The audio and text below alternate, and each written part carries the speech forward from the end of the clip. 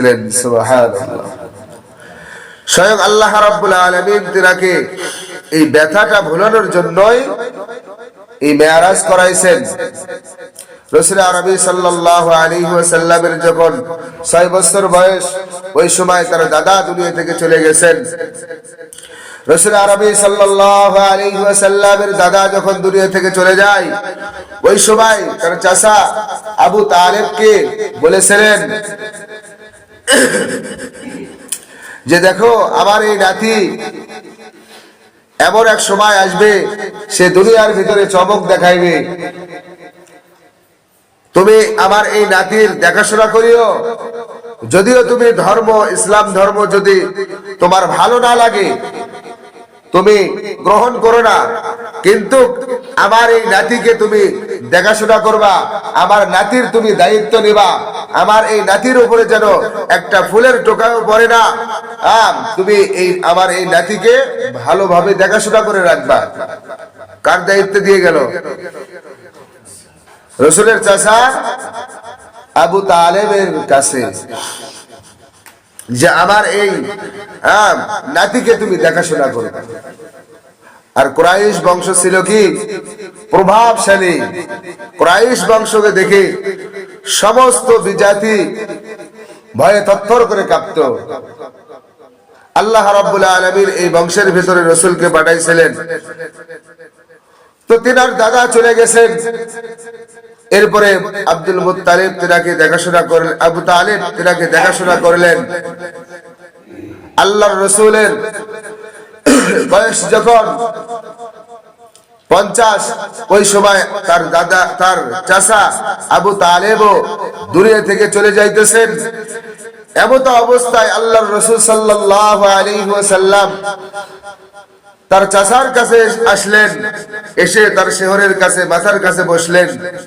বসার পরে চাচাকে বুঝাইতেছেন, চাচা দেখেন, আপনি তো ইসলাম ধর্ম গ্রহণ করেন নাই, আপনি দুনিয়া থেকে চলে যাইতেছেন, আপনি ইসলামের জন্য এত এত সাহায্য করেছেন আমাকে, আপনি এত সাহায্য করেছেন, আমাকে দেখাশোনা করেছেন, আমার অন্তরে বড় মায়া হইতেছে, দয়া হইতেছে। আপনি দুনিয়া থেকে চলে যাওয়ার পরে আপনি জাহান্নামী হবেন, আপনি জাহান্নামে যাবেন, আপনি বেঈমান হয়ে মারা যাবেন, এটা আমার সহ্য হইতেছে না। রাসূল আরবি সাল্লাল্লাহু আলাইহি ওয়াসাল্লাম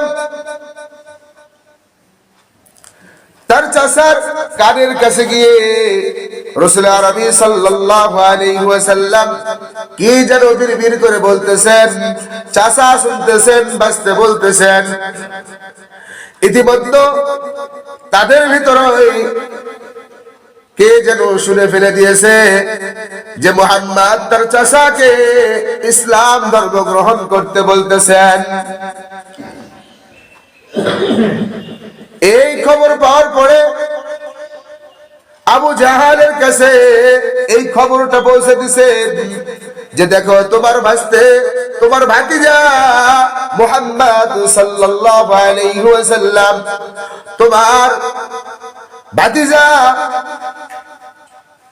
তার চাচাকে দাওয়াত দিতেছেন, অন্তিমকালে মৃত্যুর সময় ইসলাম গ্রহণ করতে বলতেছে, কালিমা পড়তে বলতেছেন। আবু তালেব যদি কালিমা পড়ে মুসলমান হয়ে যায়, তাহলে তো আমাদের বংশের মুখে চুন কালি লেগে চলে যাবে। আবু জাহেল খবর পাওয়ার সঙ্গে সঙ্গে চলে আসছেন। আসার পরে দেখে, মুহাম্মদ যেন কি বলতেছে, কানে কানে কথা হইতেছে। কিতাবের ভিতরে দেখেন, আল্লাহর রাসূলের চাচা আবু তালেবের অন্তরটা নরম হয়ে গেছে। আবু তালেব কালিমা পড়বে, আল্লাহর রাসূল বারবার বলতেছেন, চাচা যদি আমি মুহাম্মাদের নাম যদি আপনি নাও নেন সমস্যা নাই, কিন্তু আপনি একবার বলেন লা ইলাহা ইল্লাল্লাহ, মুহাম্মদ বলার দরকার নাই, আপনি এই একটা বাক্য বলে দেন, হাসরের ময়দানে আমি রাসূল আপনাকে শাফাআত করে জান্নাতে নিয়ে যাব, আপনি শুধু একটা বাক্য বলে দুনিয়া ছেড়ে চলে যান। আবু জেহেল এসে দেখতেছেন এই কারবার। আবু জাহেল কয়েকজনকে বলল যে তাড়াতাড়ি মুহাম্মদকে এখান থেকে সরাও, এ মুহাম্মদ তুমি এখান থেকে সরে যাও, তুমি আমাদের বংশের মুখে চুন কালি মাখানোর জন্য আমার ভাইকে তুমি কালিমা পড়তে বলতেছ, তাড়াতাড়ি এখান থেকে তুমি চলে যাও। আল্লাহর রাসূল তার চাচার হাত ধরে আছে, চাচাও ছেড়ে দিতে চায় না, ভাতিজাও ছাড়তে চায় না। কি এক মুহাব্বত পয়দা হয়ে গেছে। সেই 6 বছর বয়স থেকে 50 বছর বয়স পর্যন্ত আল্লাহর রাসূলকে দেখাশোনা করেছেন এই চাচা আবু তালেব। আবু তালেব হাত ছেড়ে দেয় না, মুহাম্মদ সাল্লাল্লাহু আলাইহি ওয়াসাল্লাম হাত ছেড়ে দেয় না। কি এক মুহাব্বতের খেলা চলতেছে। আবু জাহেল বলল, এ তাড়াতাড়ি মুহাম্মদকে এখান থেকে তোমরা ধরে সরিয়ে নিয়ে যাও, আমার ভাই যেন কালিমা না পড়তে পারে। আল্লাহর রাসূল বারবার বলতেছেন, ও চাচা, আমার চাচা কালিমা না পড়লো সমস্যা নাই, কিন্তু আমাকে এখান থেকে সরাইয়েন না। যেই চাচা আমাকে ছোট্ট থেকে মানুষ করলো, 50টি বছর হইল আমার বয়স, আমার চাচার কাছ থেকে আমাকে সরাইয়েন না। কিন্তু নিষ্ঠুর আবু জেহেল আল্লাহর রাসূলকে তার কাছে থাকতেই দেবে না। শেষ পর্যন্ত চাচা আবু তালেব ডাকতে বললেন, ভাতিজা, বড় অন্তরে বড় আশা আমার হয়েছিল, কালিমা পড়ে তোমার ধর্ম আমি গ্রহণ করব, কেননা আমি তোমার পাশে থেকেছি, আমি তোমার সব কাজ কর্ম দেখেছি, আমি তোমার সব কিছু জানি। তুমি যে ধর্মের দাওয়াত দাও এই ধর্মটা এমন একটি স্পষ্ট সুস্পষ্ট, বলে যখন দ্বিপ্রহর হয়ে যায়, দুপুরের সময় যখন 12টার সময় সূর্য যে এরকম স্পষ্ট দেখা যায়, এর চেয়েও স্পষ্ট ধর্ম হলো ইসলাম। সুবহানাল্লাহ। চাচা বলতেছে, রে ভাতিজা, আমার অন্তরে বড় আশা ছিল মুসলমান হব, কিন্তু যখন এই আবু জাহেল বলেছে, ভাই তুমি কি আমাদের বংশের মুখে চুন কালি মেখে দুনিয়া ছেড়ে চলে যাইবা? মানুষ তো আমাদেরকে সি করবে, আমাদেরকে মানুষ কথা বলবে যে এই কুরাইশ বংশের এই আবু তালেব মুসলমান হয়ে বেদিন হয়ে গেছে, নাউজুবিল্লাহ। তারা কি মনে করতো, মুসলমান হলে সে ঈমান হারা হয়ে গেছে। তুমি চলে যাইবা, আমাদেরকে কথা শুনতে হবে, ভাই তুমি কালিমা পড়ো না।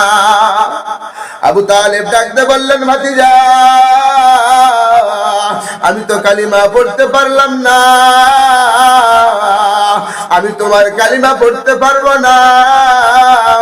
ভাতিজা বারবার বলে, একটা বার বলেন লা ইলাহা ইল্লাল্লাহ, অন্য কিছু বলতে হবে না। চাচা এইরকম করতে করতে দুনিয়া ছেড়ে চলে গেল। আল্লাহর রাসূলের অন্তরে বড় ব্যথা। আল্লাহর রাসূল চাচার শহরে বসে আছে ব্যথার কাছে, চাচা যেন আমার জাহান্নামী না হয়। আপনার আমার নবী মুহাম্মদুর রাসূলুল্লাহ সাল্লাল্লাহু আলাইহি ওয়াসাল্লাম উম্মতের কান্ডারি, আমার একটা উম্মত যেন জাহান্নামী না হয়, এই আশা এই আকাঙ্ক্ষা নিয়ে দুনিয়ার ভেতরে বেঁচেছিলেন। যখন দেখতেছে চাচা কালিমা পড়ে না, চাচার মাথা থেকে হাত দিয়া আস্তে আস্তে পুরো শরীর, পুরো বডিটা মোশন করিয়া যখন এই গিরার কাছে চলে আসছে, পায়ের টাকনোর কাছে হাত চলে গেছে। আল্লাহর রাসূল জানেন যে ব্যক্তির গায়ে আমার হাত লাগবে, যতটুকু আমি যেই মানুষের শরীরটা নাড়া দিব অতটুকুর ভিতরে জাহান্নামের আগুন প্রবেশ করবে না। সুবহানাল্লাহ।